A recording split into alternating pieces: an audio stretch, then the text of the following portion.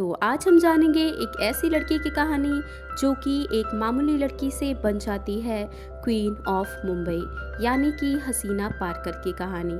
इसमें श्रद्धा कपूर ने बहुत ही लाजवाब एक्टिंग की है। पता नहीं इस मूवी को इतनी कम रीच क्यों मिली।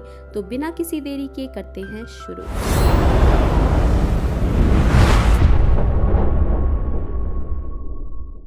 तो मूवी की स्टार्टिंग होती है 22 मई 2007 मुंबई सेशन कोर्ट से, जहां पे सारी की सारी रिपोर्टर्स बता रहे होते हैं कि हसीना पारकर गायब है।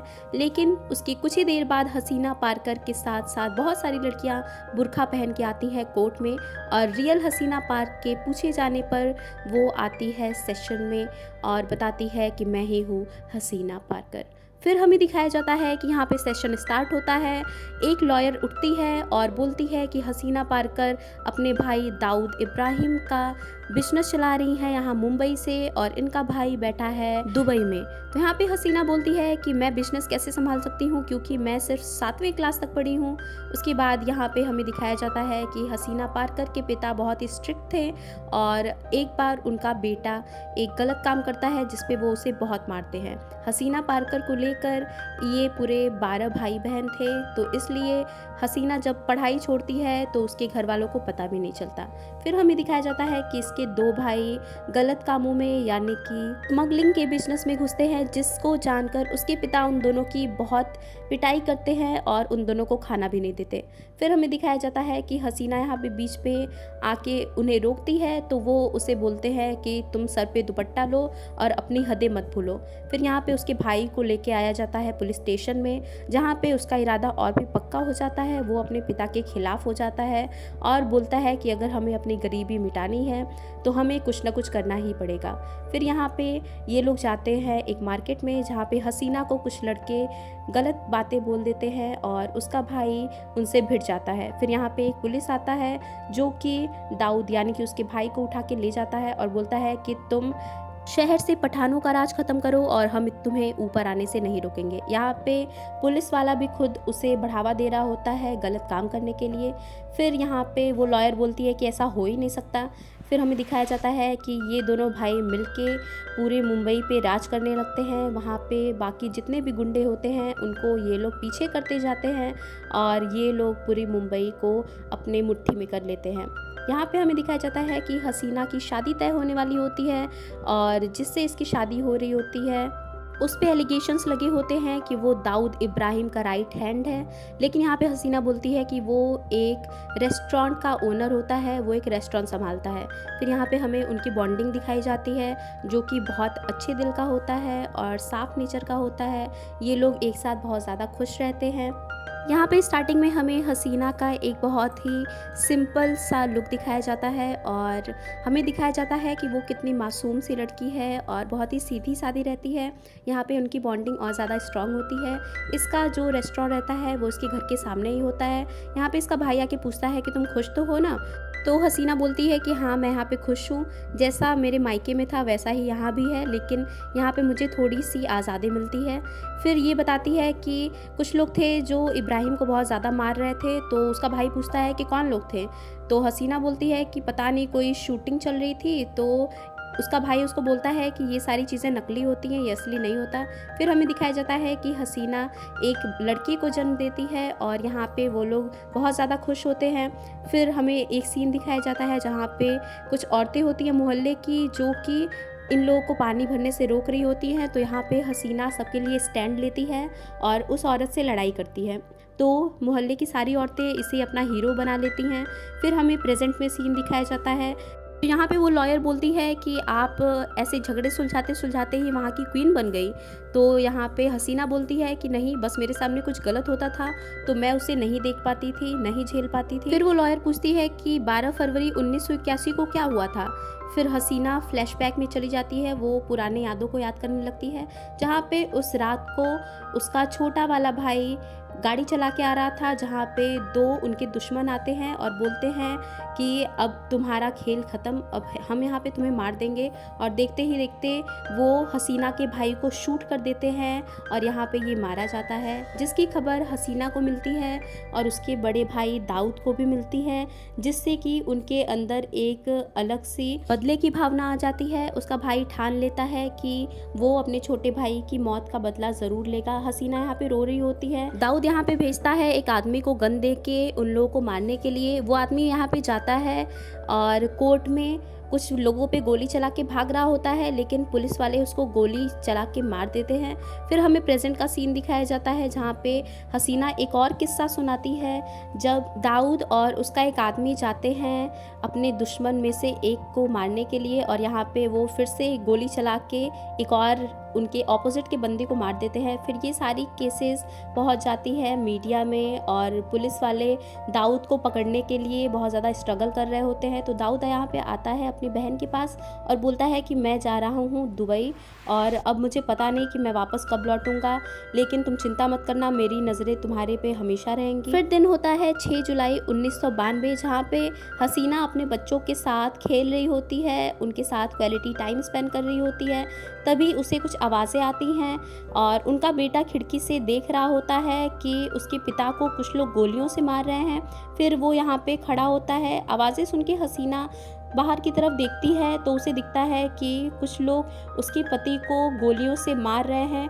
हसीना यहाँ पे सबसे मदद मांगती है कि कोई मदद करो, इसे हॉस्पिटल ले जाना है, लेकिन कोई भी आगे नहीं आता। यहाँ पे उसको अकेले ही हॉस्पिटल ले जा रही होती है, लेकिन रास्ते में ही वो दम तोड़ देता है, उसकी मौत हो जाती है। फिर यहाँ पे प्रेजेंट में भी सभी लोग हसीना से थोड़ी सी हमदर्दी जताते हैं और उसकी आंखों में भी आंसू आ जाते हैं। फिर वो अपनी लाइफ बताती है कि उसके हस्बैंड के जाने के बाद वो कितनी अकेली पड़ गई थी, उसके सर पे पूरी फैमिली की जिम्मेदारी थी। और ये खबर उसके भाई को भी मिलती है, जहाँ पे उसको बहुत ज़्यादा दुख होता है और बुरा लगता है अपनी बहन के लिए।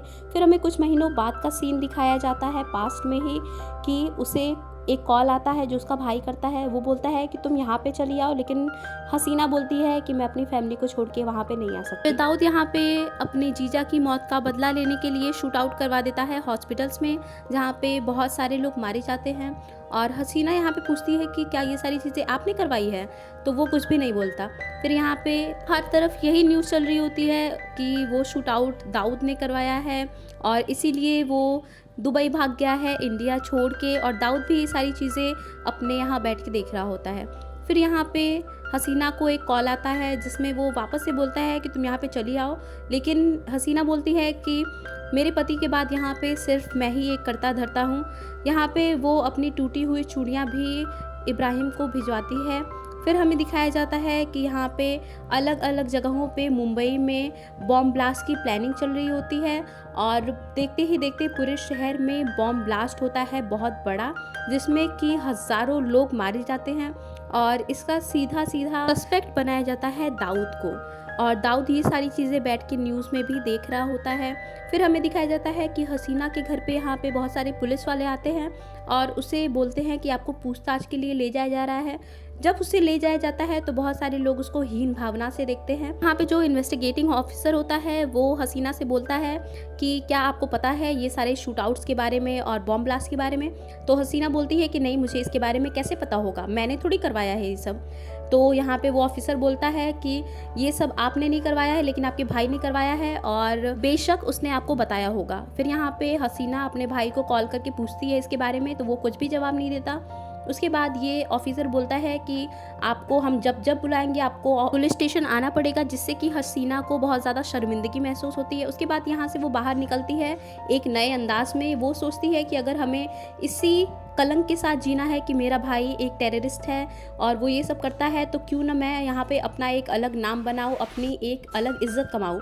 तो यहाँ पे वो बन जाती है फाइनली हसीना आपा, और यहाँ पे वो लोगों के डिस्प्यूट सॉल्व करने लगती है। लोगों के झगड़े या फिर कोई भी यहाँ पे बहस होती है तो वो सॉल्व करने लगती है, और पूरे शहर के लोग यहाँ पे हसीना के पास आने लगते हैं अपने झगड़ों को सॉल्व कराने के लिए।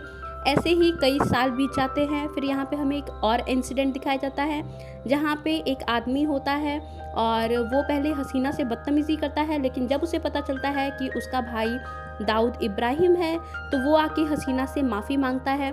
फिर हमें यहाँ पे प्रेजेंट का सीन दिखाया जाता है जब ये लेडी यानी कि जो लॉयर होती है वो बुलाती है एक पुलिस वाले को, जो बोलता है कि हसीना का बेटा एक बहुत बड़ा क्रिमिनल है, वो लोगों को मारता पीटता रहता है और उसकी कई कंप्लेंट्स आती हैं। तो यहाँ पे जज बोलता है कि क्या आपके पास कोई ऐसा गवाह है जो इसकी गवाही दे सके। तो यहाँ पे वो लॉयर बोलती है कि हसीना के डर से और उसके भाई के डर से यहाँ पे कोई भी गवाही देने नहीं आता। यहाँ पे हमें उसके बेटे को भी दिखाया जाता है जिसको हसीना बहुत मारती है, लेकिन फिर वो माँ होती है तो उससे रहा नहीं जाता और फाइनली वो अपने बेटे के पास जाके उससे माफ़ी भी मांगती है। उससे बोलती है कि तुम गलत रास्ते पे मत चलो, मैं नहीं चाहती कि तुम वही काम करो जो मेरे भाई किया करते थे। हम इस कलंक से आज तक नहीं उभर पाए हैं कि मेरा भाई एक टेररिस्ट था, उसने गलत काम किए हैं। फिर हमें दिखाया जाता है कि दाऊद इब्राहिम के कुछ दुश्मन होते हैं जो कि हसीना के बेटे का एक्सीडेंट करवा के उसको मार देते हैं, जिससे कि हसीना को बहुत ज़्यादा दुख होता है और वो अपने मन में सोच लेती है कि चाहे कुछ भी हो जाए, हमारी ज़िंदगी कितनी भी आगे बढ़ जाए, लेकिन हम इस कलंक से कभी नहीं उभर पाएंगे कि मेरा भाई एक मुजरिम था। और यहीं पे ये मूवी हो जाती है ख़त्म। तो इस मूवी में बेसिकली कोई मिर्च मसाला नहीं लगाया गया है, ये एक ट्रू स्टोरी पे बेस्ड है जो कि दाऊद इब्राहिम की बहन हसीना पारकर की लाइफ पे बेस्ड है। और यहाँ पे श्रद्धा कपूर ने क्या ही लाजवाब एक्टिंग की है, आपको लगेगा ही नहीं कि इसमें उसका स्टार्टिंग करियर है। बहुत अच्छी एक्टिंग की गई है। लास्ट में यहाँ पे जज भी कोई फैसला नहीं सुना पाता क्योंकि हसीना के खिलाफ कोई भी सबूत नहीं होता। और यहाँ पे कुछ पिक्चर्स हमें रियल दिखाई जाती हैं, हसीना पारकर, दाऊद इब्राहिम और हसीना के हस्बैंड की। इस मूवी की एक्सप्लेनेशन होती है यहाँ पे ख़त्म। अगली एक्सप्लेनेशन किस मूवी की चाहिए ये बता देना कमेंट बॉक्स में, और चैनल को सब्सक्राइब नहीं किया है तो कर लेना, इस वीडियो को भी लाइक कर देना। मिलते हैं नेक्स्ट वीडियो में, टेक केयर, बाय बाय।